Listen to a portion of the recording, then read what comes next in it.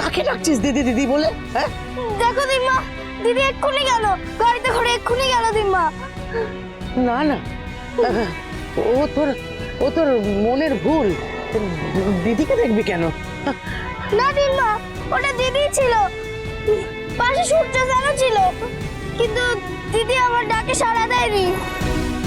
পাগলি মেয়ে আমার, দিদি তোর ডাক শুনতে পেলে তবে তো সাড়া দেবে রে মা। গাড়ির কাজ বন্ধ ছিল, দিদি তোর কথা শুনতেও পাইনি।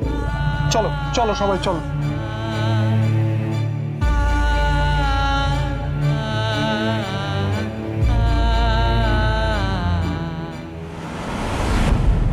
কিরে তোরা কোথায় আছিস? অনেক দূরে বাবা, এই ধরে নাও 1 হাত, না না 2 হাত ডিস্টেন্স।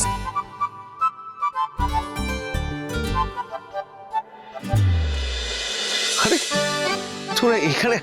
আরে আয়, আমি তো চিন্তায় পড়ে গেছিলাম। আয়। ও তাই বলো? তোমার রিসেপশনের ঘটা শুনে মনে হচ্ছিল কে না কে এসেছে। আমি তো ভাবতেই পারিনি এই তোমার মহান অতিথি, যার জন্য তুমি এত আপ্যায়ন করছিলে। হ্যাঁ, সূর্য তোমার নিজের ছেলে, ওকে অতিথি বলছো কেন?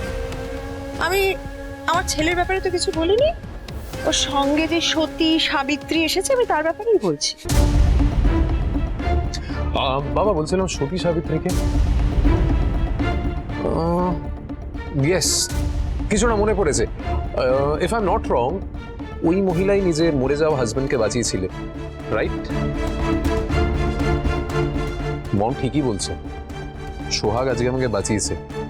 সোহাগ না থাকলে আজ আমি মরেই যেতাম। মানে সে একটা বিরাট বড় গল্প বাবা, মম কিছুটা হলেও জানে। Don't talk rubbish. আমি কি করে জানবো? জানো না? না না জানলেই ভালো। দেখো সূর্য, তোমার এই হেয়ালির মাথা মুন্ড আমি কিচ্ছু বুঝতে পারছি না, ইনফ্যাক্ট আমি বুঝতে চাইছি না। গিনিমা,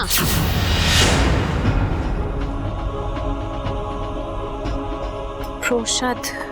দাঁড়াও, প্রসাদ আমি খাই না, আমি বলবো না, কিন্তু তোমার হাতে এই প্রসাদটা খেতে আমার জাস্ট গাটা ঘিং ঘিং করছে।